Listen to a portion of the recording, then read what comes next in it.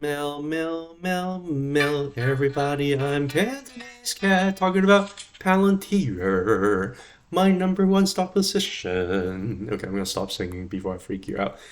Palantir monthly chart. What is it doing? I like this candle so far. This looks like a reversal of Doji candle almost, right? I mean, right now we only have maybe another couple days of trading for the month of April, and this candle is going to end up closing pretty soon. I doubt it's going to deviate from that much. If anything, maybe a little bit higher, potentially kind of like a little bit like a doji reversal kind of thing. It's looking pretty good. It's also happening on low volume. What happened when you had big giant green candle pushing way up with two like low volume candles over here going down? Well, you look at last time what happened. Big giant green candle over here followed by two decreasing volume red candles over here. Big giant move up, right? I wonder what earnings are going to come in terms of what they're going to do. Earnings is not happening next week, but it's happening the week after that. It's happening on the second week of May. I believe it was May 8th. It was like a Monday, somewhere around there. But it's going to report its earnings pretty soon over the next month, and depending on the reaction, I think it's going to be pretty volatile one way or another. And based on what I'm seeing right now, based on the accumulation pattern that is exhibiting, because you have big giant green candle buying and really nobody really wants to sell. If you also look at the data that's available on fintel.io, you can really tell that the green candles, gosh, I really hate these advertisement guys. You can see that the whales have just keep on buying over the last year. Like there's really been no slowdown for accumulation here for Palantir. So I'm not really expecting any bad things to happen based on earnings. Again, that might not be a good way to approach earnings because it generally is a little bit unpredictable. You never know, right? But all about is all about future guidance, and with Microsoft basically saying that they have more AI demand than they can handle.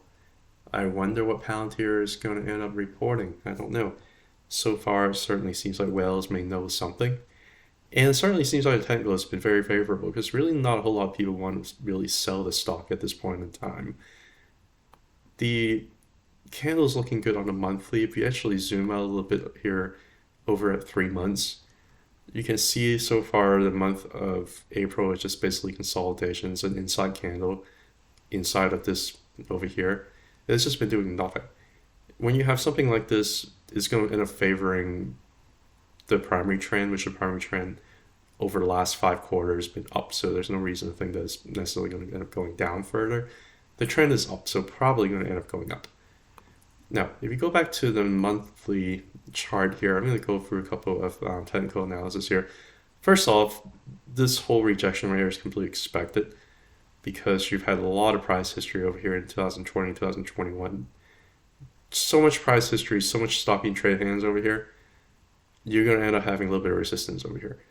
Now, I do think that a lot of this resistance might have already been kind of worked out over here because down here, this big volume shelf was not from here. This volume shelf over here was from here. So there's a lot of stopping traded hands around the 20s range. And I wonder is because a lot of people are really trying to get out. They got trapped over here, price went down, went back up. They're trying to get out, providing a lot of supply, which causes, a lot of stalling over here. So I'm not sure whether or not this is going to end up being like this, where probably just kind of range around here for about a whole year, creating this big giant volume shelf. But it's still going to serve as resistance because it has a lot of price memory history over here. It's probably need to go through some time to work out. Maybe 2 or 3 months is the charm. Maybe next month we're just going to shoot about this volume shelf. And if we shoot about this volume shelf, I think there's a good chance that the bullish continuation could be quite powerful above. And I'm going to show you, I keep showing this on X too. Like this really, not Microsoft. This reminds me of MicroStrategy. What happened with MicroStrategy? A very, very similar situation that happened where price kind of got stuck here at this range for a very long time, for close to about a year, creating a big giant volume shelf over here, right? And it does look like it's just kind of been pushing, serving as a little bit of resistance over here.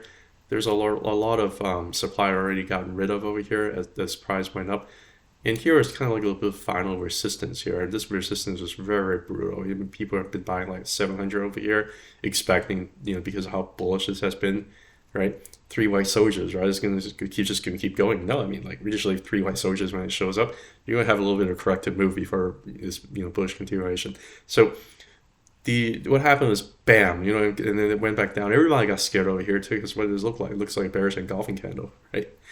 And sure enough, next thing, bam, bam, bam. Like it's doesn't really take long. This price over here, this resistance level over here that you think is going to be very, very much a strong resistance, price basically just went into that maybe about 2 or 3 months. Once it broke above, you're basically talking about the floodgate just basically opens and it just kept going a lot higher, right? It went from like 700 all the way up to like 2,000 in a hurry.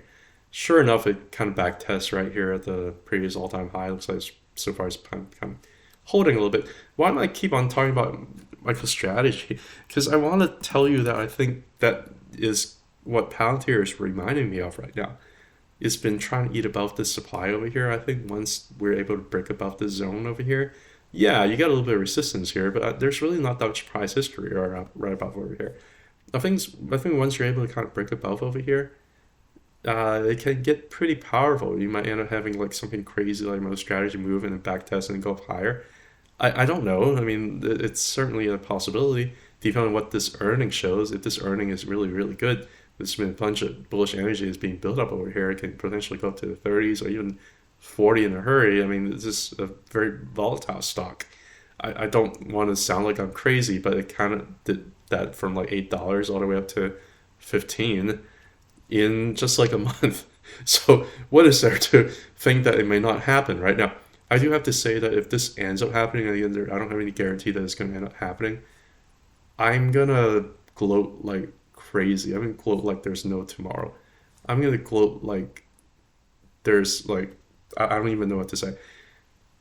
I made this post back in July of 21st, 2022, basically saying it's probably going to end up making like a little bit of a mirror, have a little bit of, head and shoulder over here. So it's probably going to create a little bit of like a invert head and shoulder over here before pushing price up higher. And I did say over here, obviously it's not the end of 2023 anymore because we're already past that. Early 2024, what does that mean? Does it mean the first half of the year? Are we going to end up reaching a price target of $40 before that? I wonder, right? If you're looking at MicroStrategy, certainly look like it could happen. I wouldn't count on it. I'm probably going to be wrong, but it would be pretty exciting if it happens. Hey, you know what? If Palantir, if the earning turns out to be bad, if Palantir drops back down here to like 19, 18, 17, 15, I'll be very happy. I'm going to end up buying more. I mean, I think that would just be like a very temporary headwind, although it would cause a lot of technical damage over here. But you have so many other support down below to catch. This wick right here basically just catches like the top of this volume shelf over here. So, I mean, there's so much support down underneath. I think, I just like where it is. I would keep buying as long as price is less than $21. And I bought early in the week when it was less than $21. I broke my rule a little bit. I ended up buying in the 22s. And, it is what it is. I just see it being a favorable setup. And so far, this candle is telling me that I might be right. I don't know, right? I don't know for sure. Pull up some of the other indicators here. What other indicators do I want to pull up? Of course, I'm going to pull up my favorite Ichimoku cloud. Pull up my Ichimoku cloud. I can already see a bullish cross over here between the Tenkan and Kijun. And the Tenkan continues to serve as support, right? Tenkan is this line over here, the blue line over here. They're doing a bear market. It can potentially serve as resistance. And when they're in a bull market, it can potentially serve as support to keep pushing price up higher, right? What just happened this month? Well, it flipped it as resistance into support. And this month we end up having a very, very nice back test. And it looks like it passed, didn't it? It passed the Tenkan back test. We don't have to go down further anymore. It passed. Could we go down further? Sure, there's some fundamental change. Do you think that the next earning is going to be fundamentally bearish? I don't think anybody really knows the answer to that for sure. I'm leaning bullish based on everything that I'm seeing. But you still have a big giant volume shelf over here that needs to be taken care of. But the thing is that, again, like this keeps on reminding of MicroStrategy. I'm also going to show you what it also reminds me of. Anyway, MicroStrategy, bullish cross. MicroStrategy had a cloud over here because it's just been around for a lot longer. So it has a monthly Ichimoku cloud. Push through the cloud, the rest is history, right? But it had the bullish cross over here as tailwind to kind of break above this big giant volume shelf over here, right? We just got that from Palantir just back in January 2024, right? Also, what does Palantir remind me of? It also reminds me of Coinbase. Coinbase is going through a very, very similar thing. Bullish cross over here, hitting this big giant volume shelf over here with about 8 months price history from around 2021, right? They're all going through some very, very similar technicals, and I think that there's a potential floodgate that could happen, whenever that would be. Could it end up being another couple months before pushing up higher? Possible. Maybe earning was just, yeah, it's okay, it's not great, it's not bad, and sure. But the earnings up to be very good, then hey, they can go a lot higher, and it could go potentially higher than people would expect because you had a valid taken back test over here. This is such a very good. I don't. I love it. Okay, I'm just gonna leave it as that. The confluence over here, I'm going to show you some weekly chart here. There's a little bit of confluence over here at this level too, which I think is why I think this is a very, very important support level here around 21 in the past. Not just to mention is a back test of this horizontal resistance over here as well that you're seeing throughout 2023. Also the Tenkan, and I'm also going to show you is also a support here from a rising bull market support band right around this level over here. So a lot of confluence of support, looking very good. Going to pull up another indicator. We're going to pull up the Bollinger Band. What is the Bollinger Band telling us? The Bollinger Band is telling us that, hey, it's just a little bit too far above. We're just going to cool down here sideways a little bit, build up some energy before going up. 20-month moving average is very, very nicely curled up. This is a very, very strong bull market that's starting, and it's been starting for less than a year. It's just a very, very bullish look based on volume, based on moving averages, based on the way the Bollinger Band is looking, based on Ichimoku Cloud, based on how it looks from the volume shelf perspective, based on the fractals that you're seeing from other stocks that are going through some very similar situations, such as MicroStrategy. This is just a very, very, very intriguing look to it, right? Now, let's talk about weekly.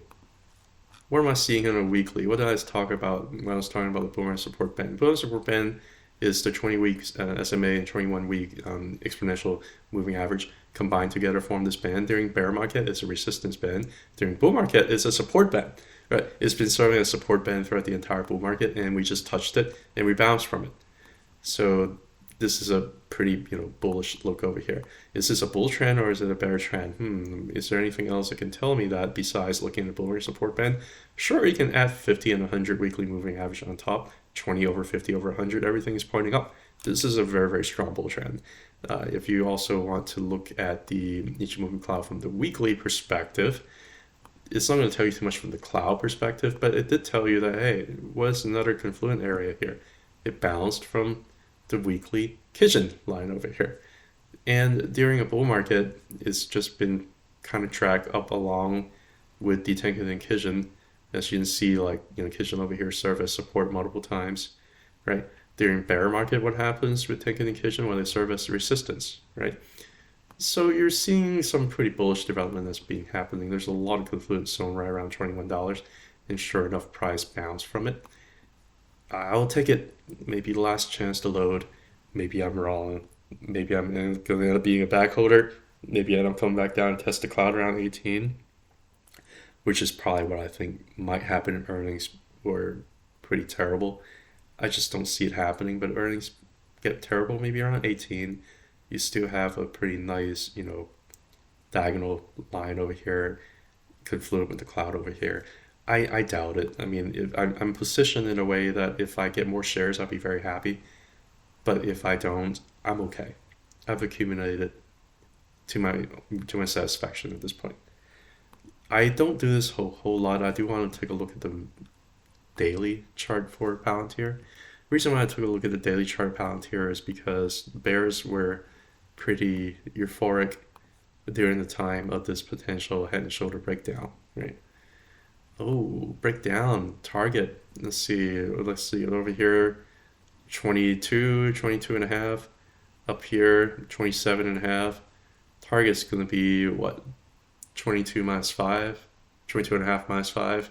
Yeah, it's going to be 17 and a half. Guess what 17 and a half is this gap close over here. That's the target of this head and shoulder pattern. Is that going to work out? I don't know. This gap is that going to close? I don't know. Did this gap close? Not really. Did this gap down here end up closing? No, not really. Did this gap down here end up closing? No, not really. So why is you think that this gap has to close? Another thing, head and shoulder pattern. Like this is clearly a head and shoulder pattern. It's just a little bit of a back test here, right? This is a very bearish look, isn't it? Like you're basically talking about a head and shoulder breakdown with a little bit of a back test, end up going lower, right? Ugh, yeah, I don't know. That's a possibility. I mean, I don't know. I just it does make me wonder though, right? I mean, there are a lot of head and shoulder patterns in the past here for Palantir that didn't work out. This is a little bit of a diagonal head and shoulder pattern that didn't work out. And this is another, head and shoulder pattern over here that didn't end up working out, right? So I don't know whether or not I would count on that head and shoulder pattern working out. And what about this head and shoulder, inverse head and shoulder pattern over here? Did it end up working out? No, not really. Just kept going down. So what makes you think that the head and shoulder pattern is going to work out? It looks like the personality of this Palantir chart is to make sure that head and shoulder pattern doesn't work out most of the time. I don't know. We'll see what happens. I mean, again, if the head and shoulder works out, great. Gap close, great. I get to buy more. I'm fine with that. This is a pretty decent diagonal trend line up here, so it might just be channeling up. That's always that possibility. I don't care. I wouldn't bank on it though, based on a lot of things that I'm seeing. But especially based on this, I wouldn't necessarily count on it, right? But I could be wrong, and if I'm wrong, I'm not unhappy about it. Let me just put it that way. Went through a whole lot of different things for Palantir. Been more than 15 minutes. I'm gonna shut up now. Thank you so much for listening. Have a good weekend. Bye.